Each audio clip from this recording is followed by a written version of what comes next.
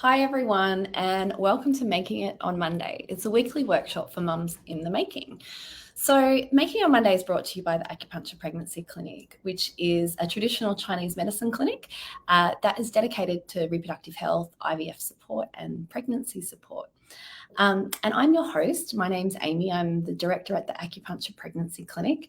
I've been a practitioner since 2008, and I love helping people on their fertility journey to get where they want to go.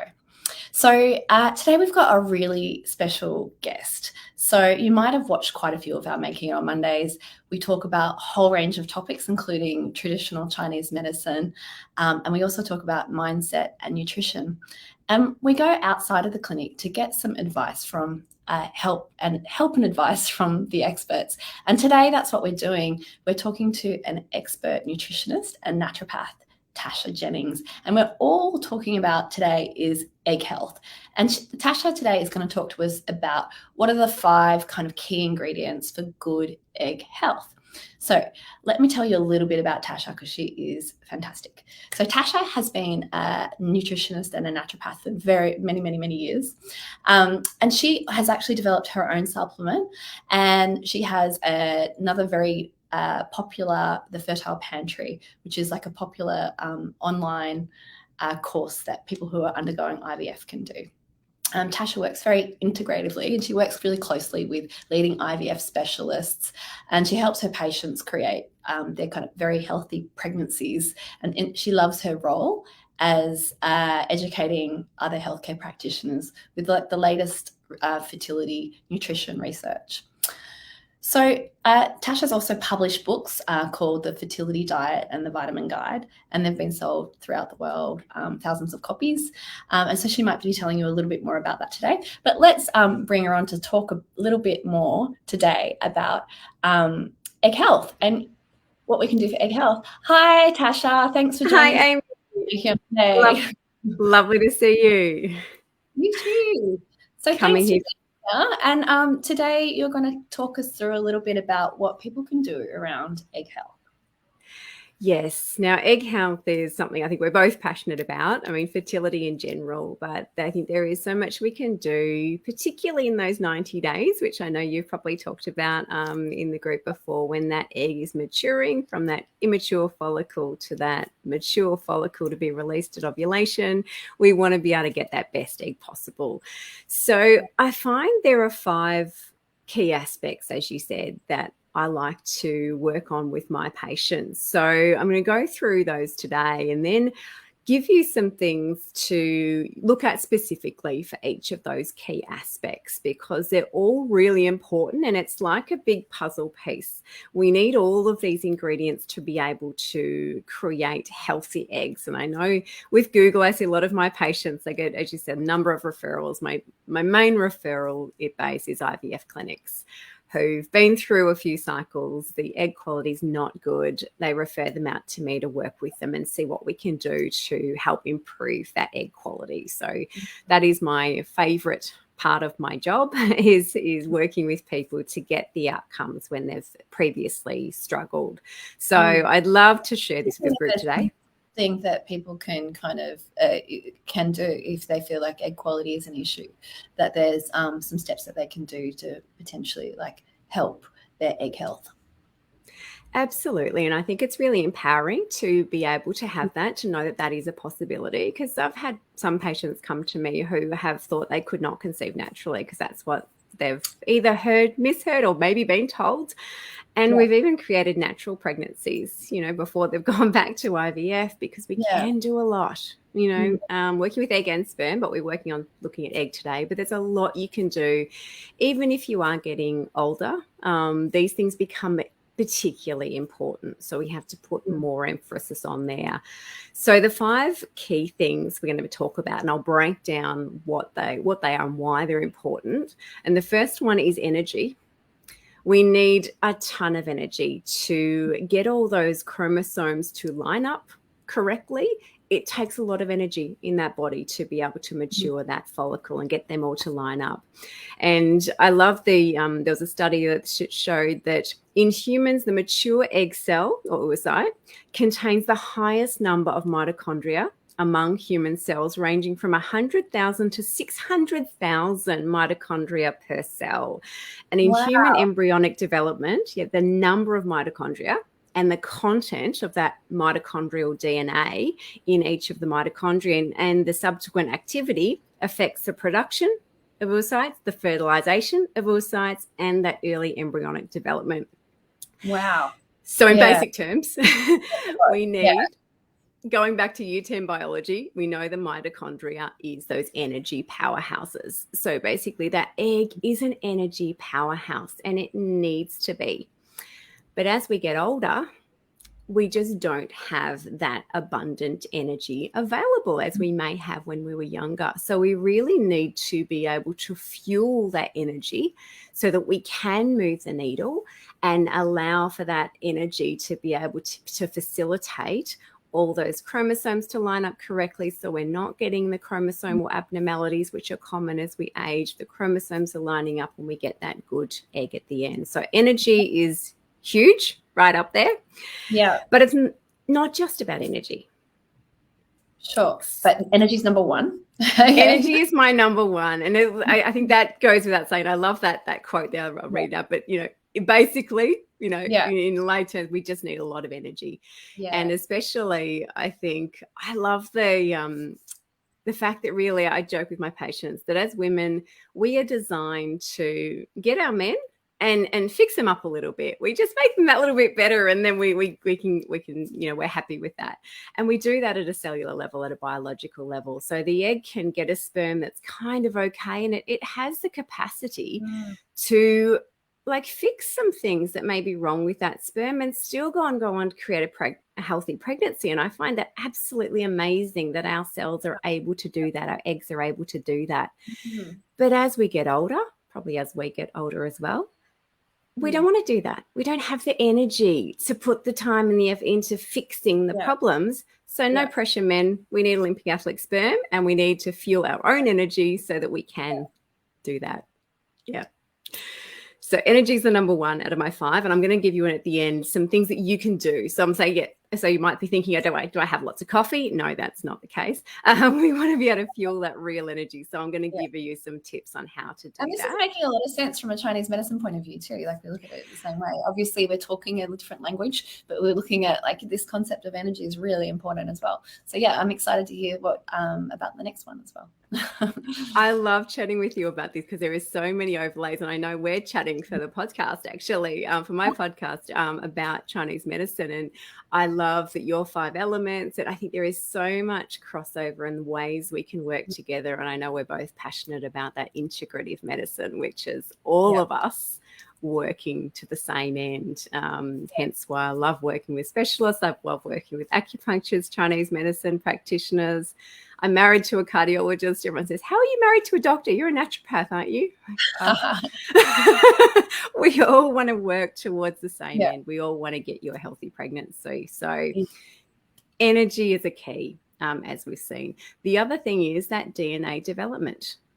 We need building blocks to build healthy DNA. We are creating another human being. And I find the process of life absolutely phenomenal, that we can, from this tiny cell that we can't even see, you cannot see our eggs. They are so small, but they contain all the DNA that is required to create another human being, to start a new heart beating. So that requires the right building blocks to help to facilitate that growth and development. So I talk about these in my Your Fertile Pantry program that you mentioned, where I go over the 6 weeks and we go through in far more detail than we are today about how to improve each aspect and give you some recipes and supplement guidelines and blood tests and things like that to help to improve those. But we need the right building blocks. So that's number 2, energy, and then DNA development. The other thing is, particularly, again, as we get older, but also in today's environment, we need to protect that growing embryo, or that growing egg, sorry. We're talking about the egg first. We need to protect that egg as it develops, because it's just as it's susceptible to these positive changes that we're making, it's also susceptible to external environmental factors. So things like toxins and Absolutely. environmental toxins, things like that. It's going to absorb that as well. It's going to affect that development. So this is where we need antioxidants. And so antioxidants is really my third one. We need antioxidants to help to support that process of development and help to protect it. It's such a fragile process. It's such an amazing process. We just want to protect that from the influences. And I know there was a recent study, and I believe Melbourne IVF here in Melbourne are also doing another trial at the moment with using antioxidants within the Petri medium in IVF clinics. And this study showed that the improvement of pregnancy rate after antioxidant therapy ranged in various studies from 11% to 41%. It's amazing, isn't now, it? That is just a phenomenal improvement in pregnancy rate from such a simple intervention. So antioxidants are really something we need to consider. The antioxidants in the Petri dish for the IVF, or the people taking antioxidants? No, they were using it in the medium for that. And so it'll be interesting to see the outcomes of that. I know I have a couple of patients who put their hand up. It's a blinded study, so you unfortunately can't say, please put me in the test group.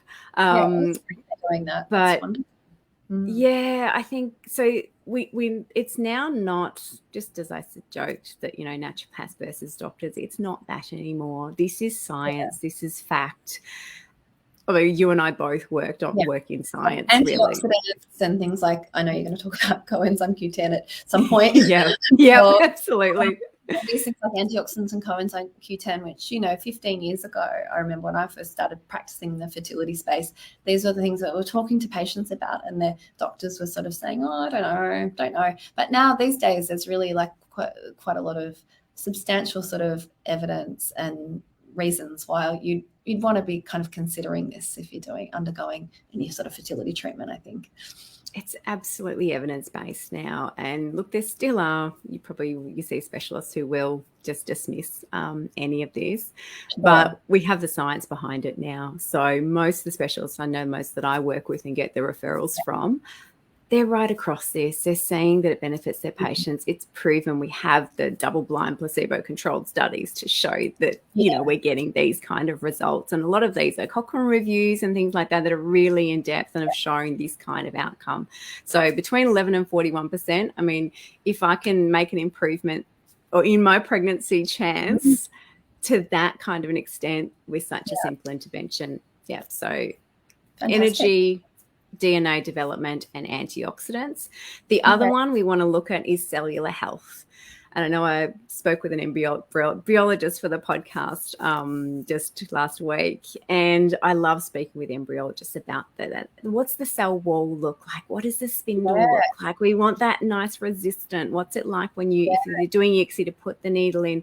And so we want that nice, supple, spongy cell wall. So we want that nice cellular health, because we can have, grapes and sultanas. They're made of exactly the same material. There's got all the same ingredients in there, but one is nice and spongy and soft and supple, and one is all shriveled up. And so although they're grown on the same tree, and how much fluid that cell is holding and retaining. Yeah, absolutely. We want those nice, buoyant, juicy, and resistant egg cell wall. I know that's why I love those simple analogies, but I often use that one. We want grapes, not the I'm like you. I love speaking to embryologists. We work in Alexandria at the Specialist Day Hospital here, and we go into the tea room and we're always chatting to the doctors, the nurses, and the embryologists. And you find out so much, but they talk about exactly that, like how the cells, or how the eggs look when they try, if they're doing ICSI and they're trying to put a needle in, and how important that is. And it makes a difference.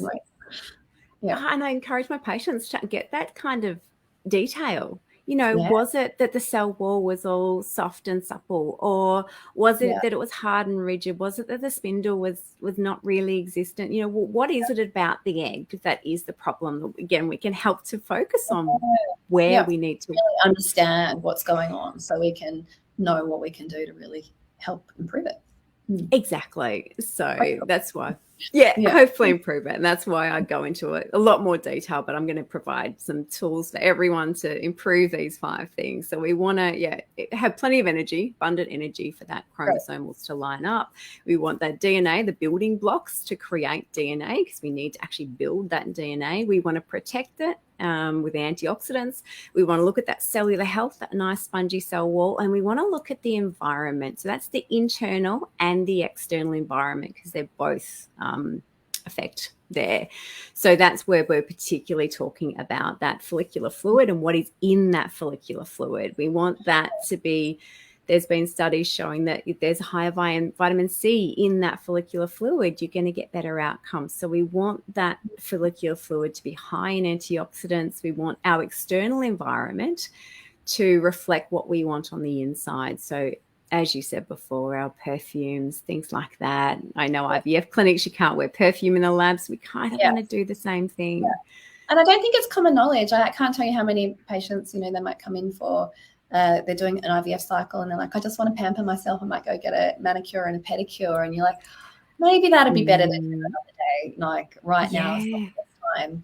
I think, these are some of the things that I think, sending people to naturopaths and nutritionists and other complementary medicine practitioners like ourselves is really valuable, because you can start to get a kind of more holistic idea around the different things that might be impacting fertility and health. And they can be simple changes. You don't need to be perfect. It doesn't mean you need to go all organic and, you live in a Zen tent. And that's not what we're meaning. It's making these simple shifts that can make a big difference. So some simple shifts I look at so looking at all the factors for energy. Coenzyme Q10 is my biggest one. Coenzyme Q10, it's part of the Krebs cycle. Again, if we think back to our high school, chemistry class. Well researched now. There's not many doctors who don't suggest it, No. Yeah. And we produce it, a lot of it. When we're younger, we don't produce as much as we age, particularly if we're over 30. And most of my patients, a lot of them over 40, it's very normal that we're not producing as much. So we really need to fuel something that we used to produce a lot of to help with the energy that we're not so much. So I recommend between 300 and 600 is the clinically studied dose of the coenzyme Q10, ideally in ubiquinol form, since a better absorption. But that can have an effect, male and female actually, sperm health and egg health, but lots of studies on that because it helps with that energy. Then when we're talking about DNA development, there's kind of 2 key aspects I look at that. We want to look at the nutrients. We want to look at the nutrients that help to fuel that DNA. So we want to make sure we've got the right folate, absorption of folate. We want choline, which is really important for that brain development in the early stages as well. Yeah. We want iron in a really well-absorbed form. Iron should not be constipating you. Vitamin B12, we want that in a really good dose. I like to balance that with folate. And we need a good level of vitamin D. So everyone should be getting vitamin D levels checked, because it really does affect egg health. So a good prenatal will provide most of those. And obviously as you mentioned, I have my own supplements, Icy, that I produced when I was wanting to conceive to make sure you're getting the right form of folate, the right form of choline. I think it's really important that people get a good prenatal, and they're not all made the same. And I think there's a few people who have created their own, who are naturopaths and nutritionists, and they're fantastic. I think, it's really important that you go and see a practitioner and make sure that you're getting a good prenatal, because while they might even say they have these things, they might not have them in the therapeutic ranges and doses like you talked about that are really kind of important for fertility. That's why I wrote my book, The Vitamins Guide. That's pretty much to explain to people, look at the back of the packet. There's a lot of different nutrients. So the Vitamins Guide is my book. Isocyanidal nutrients, the prenatal. So I'll move. I've realized we're time short here, so I'll move along. So we want a good prenatal, a good vitamins there. We also want quality protein. And when I'm talking quality protein, that's not a keto diet and a meat-heavy diet. That is getting a good balance of protein. Around 1 gram per kilo of body weight is probably a good place to start. And I always provide people with vegetarian sources as well, so we can really get that good quality protein. We want to look at that cellular health. And I love the studies that show that eating a diet rich in omega-3 and lower in omega-6 has been shown to prolong reproductive lifespan and improve egg quality.